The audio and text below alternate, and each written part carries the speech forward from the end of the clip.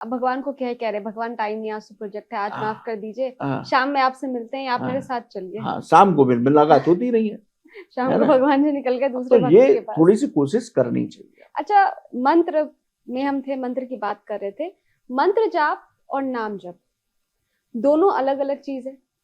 अब अभी जो कलयुग है, कलयुग में नाम जप का जो प्रचलन है वो बहुत ही ज्यादा बढ़ा है कि आप राधा नाम का जप कीजिए, आप विष्णु नाम का जप कीजिए, या जिस भी भगवान को आप मानते हैं आप उनके नाम का जप कीजिए। तो ये नाम जप क्या है? क्या नाम जप और मंत्र दोनों अलग चीजें हैं, या दोनों की शक्ति बराबर है? इसको कैसे समझा जाए? बहुत अच्छा सवाल किया बेटी तुमने। मंत्र जप और नाम जप, देखिए, मंत्र हमें गुरुदेव से मिला है। यदि हमारे कोई गुरु है और उन्होंने हमें मंत्र दिया है, तो शास्त्र ये कहते हैं कि उस मंत्र के सिवाय वो आपको ब्रह्मास्त्र मिल गया है। यदि किसी सदगुरुदेव ने आपको मंत्र दीक्षा दी है तो वो मंत्र आपके लिए ब्रह्मास्त्र है। उस मंत्र को जितना गुरु ने आदेश दिया है, 1 माला, 2 माला, 5 माला, उस मंत्र का जप आप कीजिए। उसके अलावा आपको और कुछ करने की जरूरत ही नहीं है। इतनी शक्ति होती है गुरु मंत्र में। ये गुरु मंत्र क्या होता है, और अगर आप खुद से कोई मंत्र लेते हैं या खुद से कोई नाम जप करते हैं तो उसमें क्या डिफरेंस है? गुरु से जाप देखिए, मंत्र लेना जरूरी मंत्र है? एक तो हमने स्वयं, जैसे हमने शास्त्र में पढ़ा कि हमें ओम नमो भगवते वासुदेवाय, या मेरे इष्ट भगवान विष्णु हैं, तो उनका ये सबसे सर्वोत्तम मंत्र मुझे लगा, तो मैंने वो मंत्र स्वयं उठा लिया, तो मैं उस मंत्र का जप कर रहा हूं। एक दूसरा, जब हम साधना के पथ में चले और हम वास्तव में भक्ति कर रहे हैं तो भगवान से प्रार्थना करते हैं कि मुझे एक सदगुरुदेव की प्राप्ति हो, क्योंकि हमारा सनातन कहता है बिना गुरु के इस भवसागर से पार नहीं हुआ जा सकता। तो सदगुरुदेव मिल जाए और उनसे मंत्र दीक्षा मिल जाए, तो फिर जो उन्होंने मंत्र दिया है उसको कहते हैं कि ये ब्रह्मास्त्र मिल गया आपको।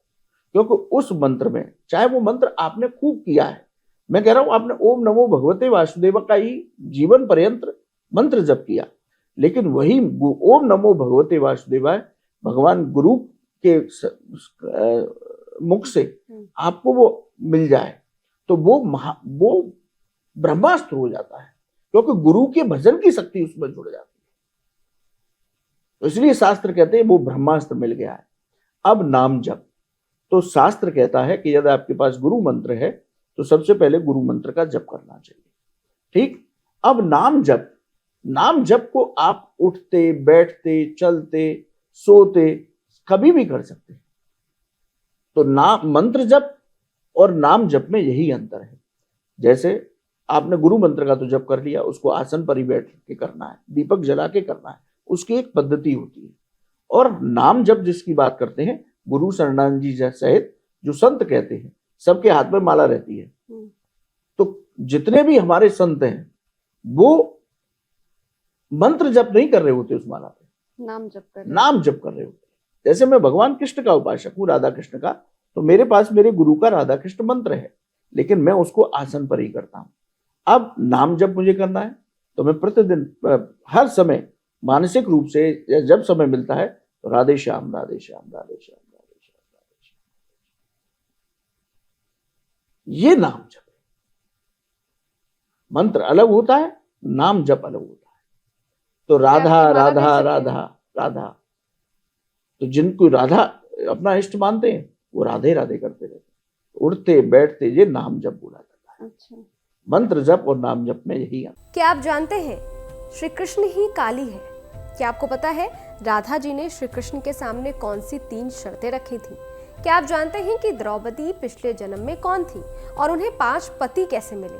स्तुति चैनल पर सोमवार से शुक्रवार हम लेकर आ रहे हैं ऐसी ही पौराणिक और रहस्यमय कहानियों की खास सीरीज, जहां हर कहानी में छुपा है धर्म, रहस्य और जीवन का गहरा सच। तो अभी स्तुति चैनल को सब्सक्राइब कीजिए और इस अद्भुत सफर का हिस्सा बनिए।